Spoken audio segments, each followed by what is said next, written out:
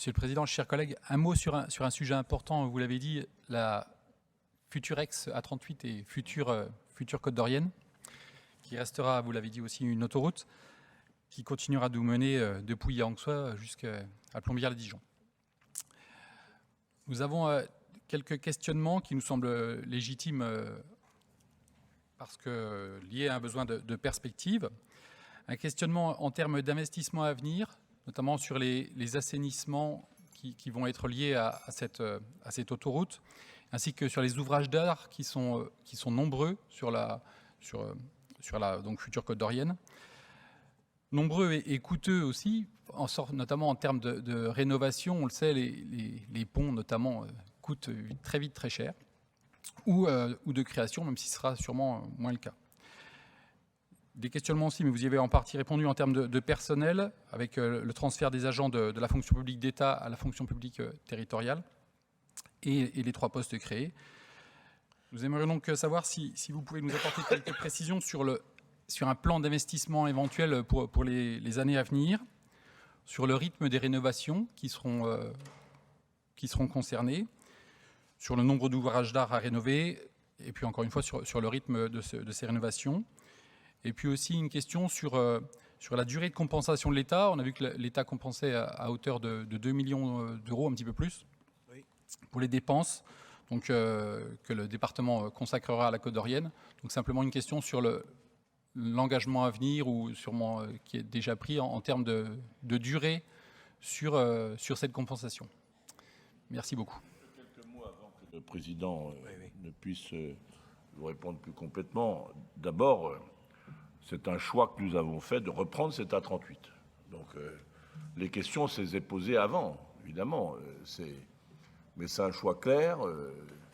Je ne souhaite pas qu'à terme, même si ce n'est pas prévu pour l'instant, je ne souhaite pas qu'à terme, il y ait un péage sur cette autoroute. C'est la raison pour laquelle c'est un axe extrêmement important dans le département. C'est la raison pour laquelle nous avons souhaité le reprendre quand l'État l'a fait.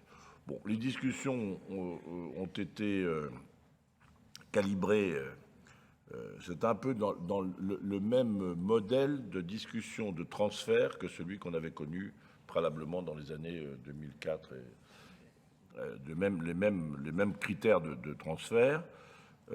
On les connaissait donc à l'avance. On a discuté sur ces conditions, je vous l'ai dit. Ce sont 19 agents donc, qui vont être à terme transférés, mais vous savez, vous connaissez les règles comme moi. Ils seront mis à disposition au mois d'avril. Pour l'instant, ils sont encore... L'autoroute est transférée, mais le personnel reste dans le personnel d'État jusqu'au mois d'avril.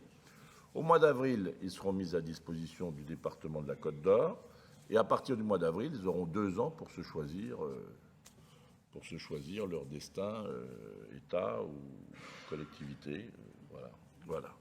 Donc, pour le reste, nous avons négocié des conditions de transfert hors personnel de l'ordre de 2,3 millions pratiquement d'euros, donc qui sont dans les règles de transfert. Je vous dis, j'ignore pas que c'est à la fois une charge, mais c'est aussi une chance, cette autoroute. Voilà, c'est une chance offerte à la Côte d'Or que ce soit la Côte d'Or qui la reprenne. Hein. Les travaux, il restait quelques travaux qui vont être terminés et que nous pourrons porter, mais enfin avec un accord avec l'État pour ce qui était entrepris, notamment sur l'acoustique, vous savez, des préservations acoustiques à hauteur de Fleuret, Velard, etc. Bon, voilà, maintenant, après ça, on va assumer nos responsabilités comme on le fait sur 5700...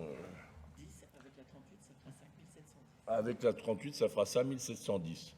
Donc on a quand même une certaine expérience de gestion d'un réseau routier, 5710 km, il y aura une vraie cohérence. Voilà, donc j'ai pas d'inquiétude, mais c'est sûr que c'est une charge et une chance.